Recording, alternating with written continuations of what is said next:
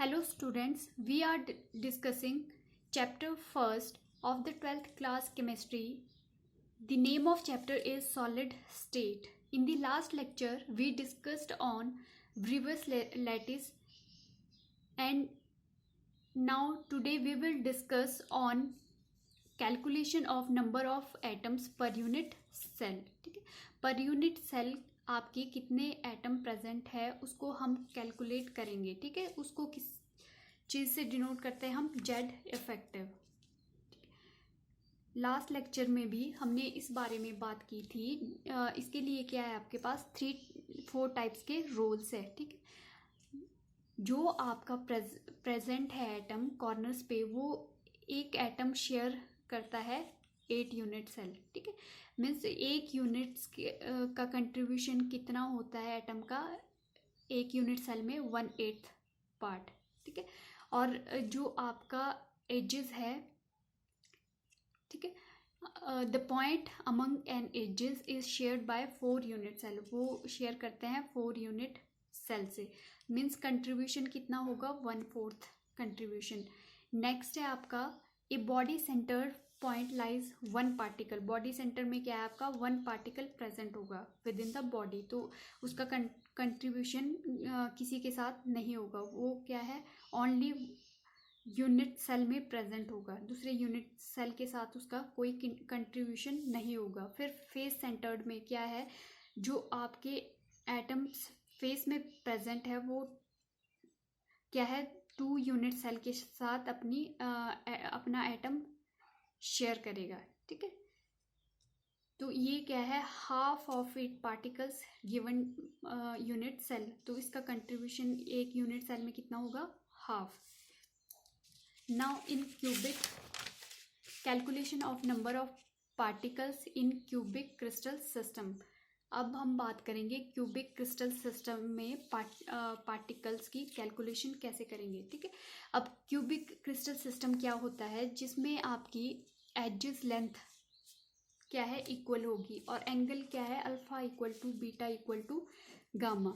ठीक है, जो आपका क्यूबिक है उसमें क्या है? आपकी जो 3 एजेस है ये सारी क्या है? इक्वल लेंथ की होगी, और एंगल क्या है? अल्फा बीटा गामा आपके तीनों ही 90 डिग्री के होंगे. ठीक है, in cubic crystal system there are 3 types of unit cell. जो ये क्यूबिक क्रिस्टल सिस्टम है इसको फर्दर क्या है? वेरिएशन देखा गया. ये क्या है? 3 टाइप्स के आपके. ठीक है, प्रिमिटिव यूनिट सेल, और we can say simple unit cell, और बॉडी सेंटर्ड यूनिट सेल. ठीक है, simple unit cell, body centred unit cell, and FCC face centred unit cell. ठीक है, ये 3 टाइप्स के फर्दर है. अब हमारे पास सिंपल यूनिट सेल कौन से होते हैं? In which all particles are present at the corners. अब क्या है? क्यूब के क्या है?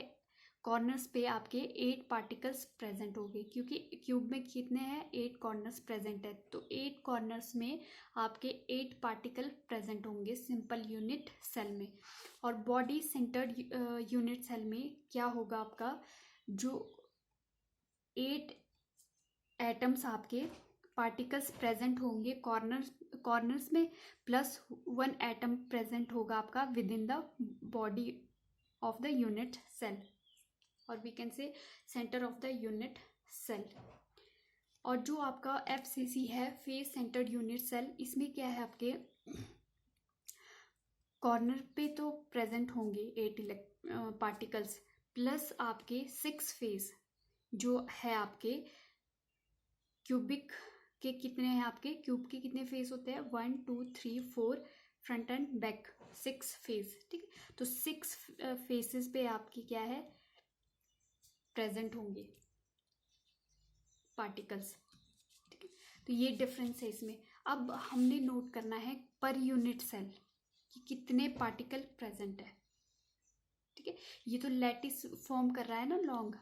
ठीक है, लॉन्ग लैटिस फॉर्म कर रहा है, पर हमने क्या है? पर यूनिट सेल टोटल कितने एटम और पार्टिकल प्रेजेंट है. ठीक है, फर्स्ट बात करते हैं simple unit cell. Simple unit cell, in the unit cell the 8 lattice point are present in their corners and the contribution to the unit cell is 1/8। ठीक है, अब क्या है, एक पार्टिकल आपका प्रेजेंट है कॉर्नर्स में, सब कॉर्नर्स में 8 पार्टिकल प्रेजेंट है। ठीक है, कॉर्नर्स पे अब 8 पार्टिकल्स आपके कॉर्नर्स पे प्रेजेंट है, तो जो आपका, ठीक है, 1 जो पार्टिकल्स है, ठीक है, 8 पार्टिकल आपके कॉर्नर्स पे है। ठीक है, तो ये क्या है, अब 1 पार्टिकल आपका शेयर कर रहा है 8 यूनिट सेल, 1 एटम और particle share by 8 unit cell, मतलब इस एटम से जो कॉर्नर में है आपके 8 यूनिट सेल अटैच्ड है। यहाँ भी होगा, पीछे भी होगा, ऊपर भी होगा और यहाँ को भी होगा। ठीक है, it is share by 8 unit cell. 4 तो ये हो गए, 1 2 3 4 ऊपर हो जाएंगे इसके। ठीक है, तो ये क्या है, 1 atom shared by 8 unit cell. ठीक है, तो 1 यूनिट सेल, अगर आपके 1 एटम 8 यूनिट सेल शेयर कर रहे हैं, तो 1 यूनिट सेल में कितने एटम प्रेजेंट है, 1/8। ठीक है, मतलब एटम का 1/8 पार्ट सिर्फ एक यूनिट सेल के पास है। ठीक है, तो आपके पास कितना कंट्रीब्यूशन हुआ, 1/8 कंट्रीब्यूशन। ठीक है, कॉर्नर के एटम का क्या है, एक एटम का 1/8 कंट्रीब्यूशन हुआ, तो सब एटम का क्या है, 1/8 हो जाएगा हर कॉर्नर पे। ठीक है, 1/8, यहाँ पे भी 1/8 हो जाएगा, यहाँ पे भी 1/8 हो जाएगा, यहाँ पे भी 1/8। इस तरह सब कॉर्नर्स पे आपके 1/8 कंट्रीब्यूशन है 1 पार्टिकल्स का। ठीक है, फिर हम Z effective total particles in unit cell कैसे निकालते हैं, जेड इक्वल टू, ठीक है, कैसे निकालेंगे, कॉर्नर टोटल जो आपके कॉर्नर पे प्रेजेंट है पार्टिकल, और 1 पार्टिकल्स का कितना कंट्रीब्यूशन है। ठीक है, उससे मल्टीप्लाई कर देंगे और हमारे पास क्या आ जाएगा, नंबर ऑफ पार्टिकल्स। तो ये कॉर्नर्स पे कितने हैं, 8 टोटल। कंट्रीब्यूशन कितना है सिंपल यूनिट सेल में, 1/8। तो क्या है, 1 atom, only 1 atom is present in simple unit cell. आप इन 8 पार्ट को, सारे 8 पार्ट को ऐड करेंगे तो आपके पास क्या आ जाएगा, 1 atom in simple unit cell. ठीक, नेक्स्ट है आपका body centred unit cell. Body centred में क्या है, आपके पास कॉर्नर पे तो 8 एटम प्रेजेंट है, प्लस आपका विद इन द सेंटर भी आपके यूनिट सेल के प्रेजेंट है।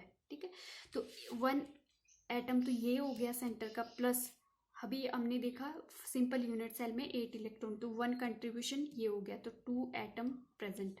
ठीक है, in this unit cell contribution of the particle are present at 8 corners of the cell, unit cell, and within the body of the center. तो contribution to all unit cell is 1। हमने simple unit cell में study किया कि total contribution 8 electrons का within 1 unit cell कितना है, 1 एटम। Then total particle in the unit cell, तो total particle simple unit cell में कितने हुए, जेड इक्वल टू कॉर्नर पे क्या है, 8 कॉर्नर्स पे total atom present in corners plus contribution of atoms, simply contribution कितना है 1 एटम का, प्लस आपके बॉडी सेंटर में कितने एटम है। ठीक है, तो बॉडी सेंटर वाला एटम तो क्या है, यूनिट के अंदर है, ये दूसरे यूनिट सेल से अपना एटम शेयर नहीं कर रहा है। तो Z equal to 8 into 1/8 plus 1, यह आ जाएगा 1 + 1 = 2 एटम। ठीक है, तो बॉडी सेंटर्ड में आपके कितने एटम प्रेजेंट है, टोटल 2 एटम।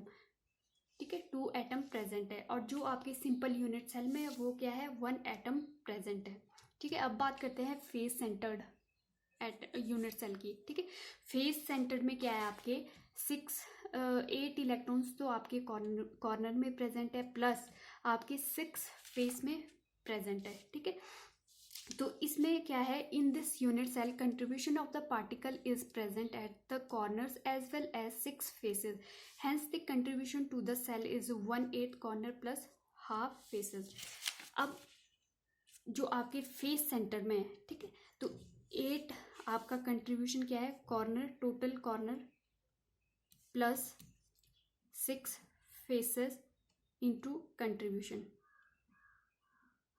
ठीक है, इंटू कंट्रीब्यूशन, ठीक है, 8 कॉर्नर, ठीक है, 1/8 आ गया, ठीक है, प्लस फेस में कितने हैं आपके 6 प्रेजेंट है, और कंट्रीब्यूशन कितना आया, ठीक है, जो फेस में आपके एटम प्रेजेंट है, ठीक है, तो हाफ आपका इस साइड होगा एटम, ठीक है, हाफ दूसरे साइड यूनिट सेल के साथ होगा, ठीक है, तो जो 1 एटम है वो 2 यूनिट सेल शेयर करेंगे, ठीक है, तो आपका 1 यूनिट सेल में कितना आया, हाफ एटम, ठीक है, एक हाफ इसके पास और एक दूसरे यूनिट सेल के पास, ठीक है, तो 1 हाफ आ गया कंट्रीब्यूशन फेस पे, ठीक है, तो ये क्या आ गया, 3 + 1 = 4 एटम, ठीक है, तो 4 एटम फेस सेंटर में आपके पास कितने एटम प्रेजेंट है, 4 एटम।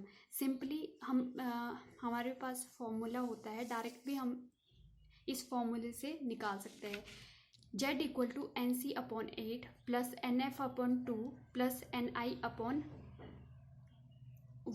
ठीक है, तो NC क्या है, कॉर्नर पे जितने एटम प्रेजेंट है, NF आपके फेस पे, NI = with in the body centre.